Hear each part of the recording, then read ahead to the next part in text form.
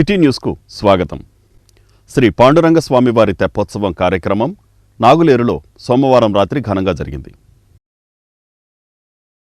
శ్రీ పాండురంగ స్వామివారి తెప్పోత్సవం కార్యక్రమం సోమవారం రాత్రి నాగులేరులో ఘనంగా జరిగింది. కార్తీక శుద్ధ ఏకాదశి మహోత్సవాల్లో భాగంగా చిలకలపూడి శ్రీ పాండురంగ స్వామి తెప్పోత్సవం కాలేఖాన్పేట నాగులేరు కాలువ వద్ద అంగరంగ వైభవంగా జరిగింది. ఈ కార్యక్రమంలో పాల్గొన్న రాష్ట్ర మంత్రి కొల్లు రవీంద్ర మాట్లాడుతూ శ్రీ పాండురంగస్వామి ఉత్సవాల్లో పాల్గొనడంతో తమ జన్మ ధన్యమవుతుందనే భావం భక్తుల్లో వ్యక్తమవుతోందన్నారు. 1977 ఉప్పెన తర్వాత పాండురంగస్వామి ఉత్సవాలు ఘనంగా జరగలేదని, రథయాత్ర నిర్వహణకు ఆస్కారం లేకుండా పోయిందని అన్నారు. 2014 నుంచి పాండురంగస్వామి బ్రహ్మోత్సవాలు ఘనంగా నిర్వహించడమే కాక రథోత్సవం అలాగే ఈ ఏడాది నుంచి తెప్పోత్సవం కార్యక్రమాలను కనుల విందుగా జరుగుతున్నాయన్నారు.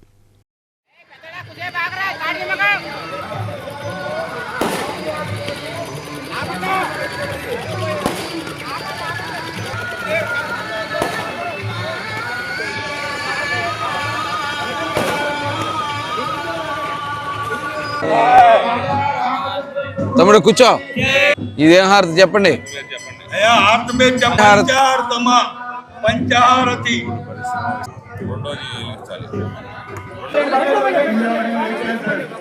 కుంభహారం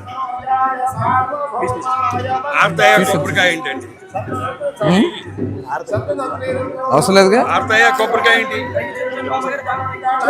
ఇక్కడ కొబ్బరికాయ కర్పూరం పెట్టి తీసేద్దాం. లాస్ట్ లో తీస్తారుగా.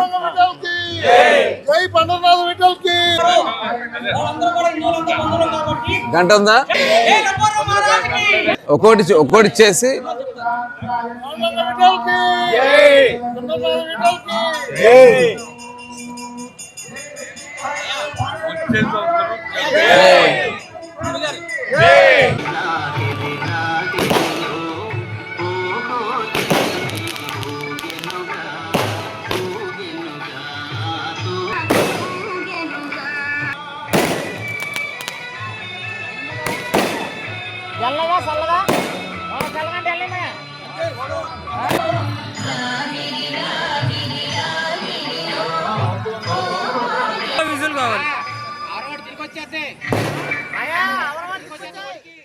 దక్షిణ భారతదేశంలోనే అత్యంత ప్రాముఖ్యత ఉన్నటువంటి ఆ పాండురంగడి దేవాలయం మన మచిలీపట్నంలో ఉంది.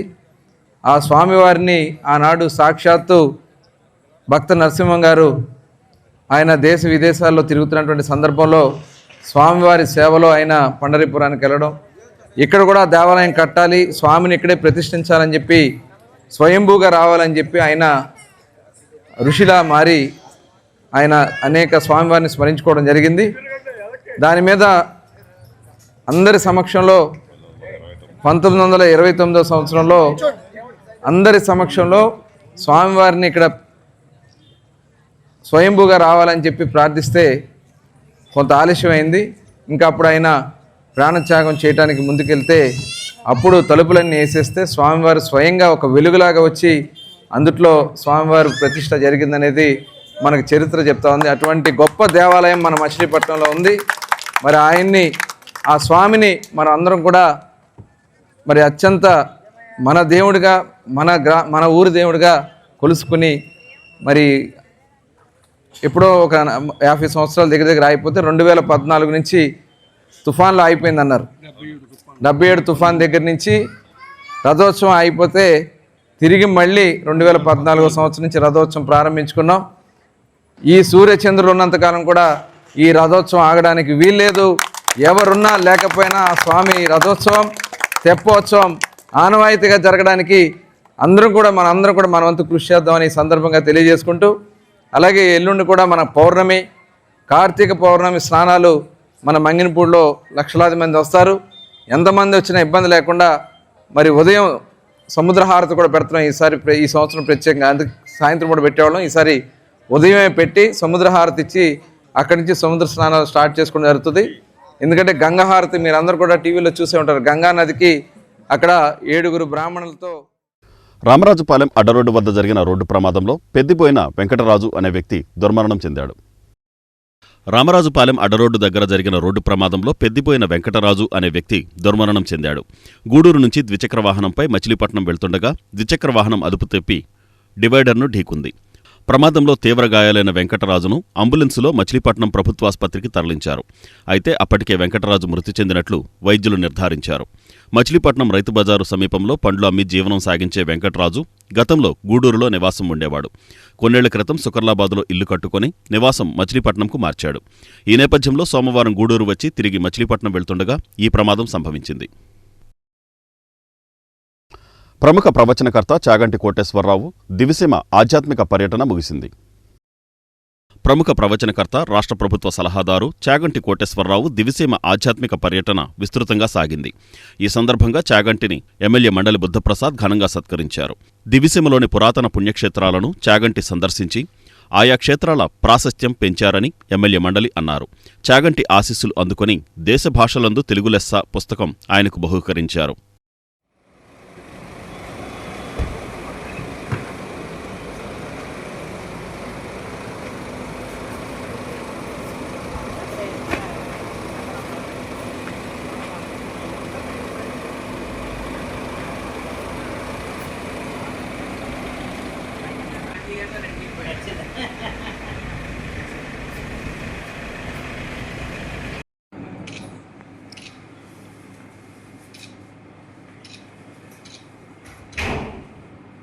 మళ్ళీ నాకు బట్టలు ఇస్తున్నావా నాన్న?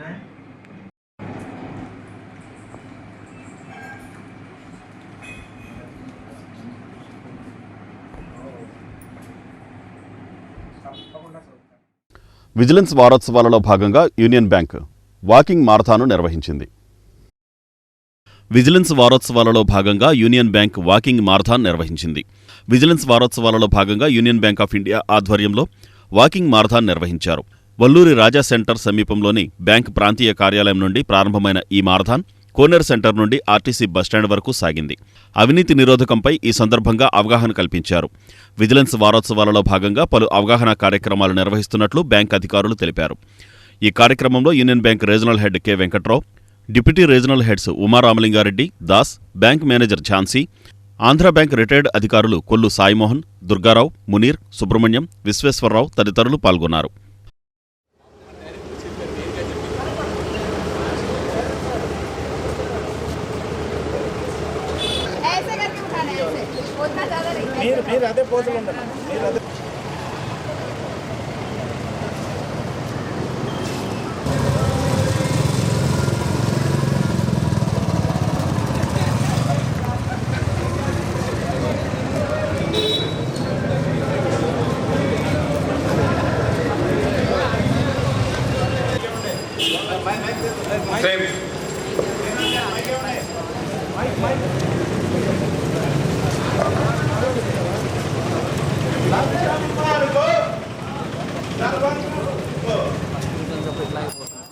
Memory to the birth anniversary of our Iron Man Sri Sardar Vallabhbhai Patel, our Union Bank of India is conducting Vigilance Awareness Week every year.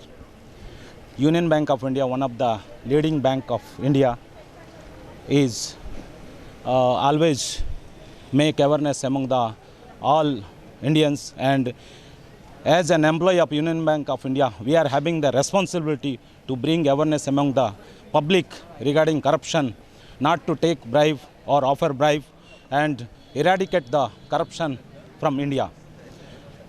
Today, our regional office, Union Bank of India regional office team as well as local branches are participating in the Vijayathon as a part of Vigilance Awareness Week. All branches are conducting various activities during this week, and today's theme, this year's theme is Vigilance, the shared responsibility. It is the responsibility of each citizen of India. As a responsible citizen, we have to bring awareness among all the public not to take bribe or offer bribe, and eradicate and ఈ వార్తలు ఇంతటితో సమాప్తం. నమస్కారం.